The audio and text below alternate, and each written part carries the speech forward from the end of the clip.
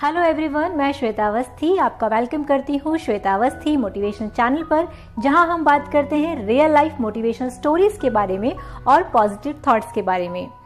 Words make relationship and words spoil relationship, so choose your word carefully. जो हमारे मन में होता है, अगर हम वही बोलना शुरू कर देते हैं तो हमें बाद में वही सुनना पड़ता है जो शायद हमें अच्छा नहीं लगता है। इसलिए वर्ड्स का सिलेक्शन हमें बहुत ही सोच समझकर, बहुत ही होशियारी के साथ करना चाहिए, क्योंकि वर्ड्स हमारे दूसरे के इमोशंस को हर्ट कर सकते हैं। वर्ड्स किसी भी रिलेशनशिप को खराब कर सकते हैं। सामने वाले से हम जो भी वर्ड्स, जिस भी तरह से हम बात करते हैं, उससे हमारा एटीट्यूड शो होता है और इससे पता चलता है कि हम किस तरह के पर्सन हैं। कई बार हमने देखा भी है कि कुछ पेरेंट्स अपने बच्चों के साथ में बहुत रूडली, बहुत गलत वर्ड्स का इस्तेमाल करते हैं। कुछ टीचर्स अपने बच्चों को डिमोटिवेट करते हैं अपने वर्ड्स के थ्रू। कई बार कुछ बच्चे भी अपने पेरेंट्स के साथ, अपने टीचर्स के साथ बहुत गलत वर्ड्स का इस्तेमाल करते हुए बात करते हैं, और यही चीज आगे जाकर उनका फ्यूचर डिसाइड करती है। इसलिए जो भी बोलना है, जिस भी तरह से आपको बच्चों से बात करनी है, आपको बहुत सोच समझकर बच्चों से बात करनी चाहिए, या किसी से भी, बच्चे बड़े छोटे जो भी हैं, उनसे हमें बहुत सोच समझकर सही शब्दों का इस्तेमाल करते हुए बात करनी चाहिए। क्योंकि कहा भी गया है कि think and speak, not speak and think, यानी कि सोच कर बोलिए, ना कि बोल कर सोचिए।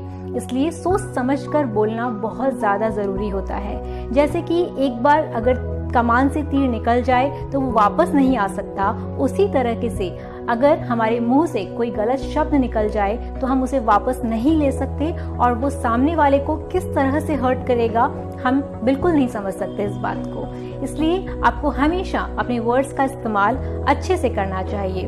वर्ड्स किसी को मोटिवेट कर सकते हैं, वर्ड्स किसी को डीमोटिवेट भी कर सकते हैं। चलिए आइए आपको इस पर मैं एक कहानी सुनाती हूँ। एक बार एक किसान होता है और वो अपने नेबर को हमेशा बुरा भला कहता रहता है। एक दिन किसान को इस बात पर अफसोस होता है और किसान चर्च जाता है। चर्च में जाकर वो फादर के सामने कन्फेशन करता है कि मैं अपने नेबर की हमेशा बुराइयां करता हूँ और मैं अपने नेबर से हमेशा इरिटेट रहता हूँ, परेशान रहता हूँ। फादर किसान की ये बात सुनते हैं और किसान को एक टास्क देते हैं। फादर उसे कहते हैं कि तुम एक बैग में बहुत सारे पंख लेकर और उसको किसी अपने शहर के चौराहे पर जाकर बिखेर दो। किसान फादर की बात सुनता है और ऐसा ही करता है। वो एक थैले में बहुत सारे पंख भरता है और उन्हें जाकर शहर में छोड़कर आ जाता है। वापस आकर वो फादर से कहता है कि फादर, आपने जैसा कहा मैंने वैसा किया। फादर कहते हैं बहुत अच्छी बात है, अब वापस जाओ और उन पंखों को वापस थैले में भर कर लेकर आओ।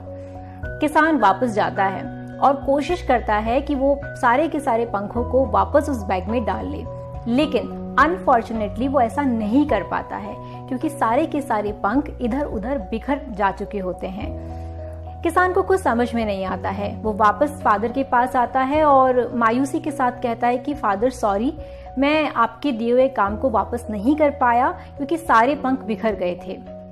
फादर ने हंसकर कहा, देखो, जिस तरह से तुम बिखरे हुए पंखों को वापस समेट नहीं सके, उसी तरह से तुम अपने जो वर्ड्स कहते हो किसी सामने वाले को, उन्हें तुम वापस नहीं ला सकते हो। इसलिए वर्ड्स हमेशा सोच समझ कर बोलो।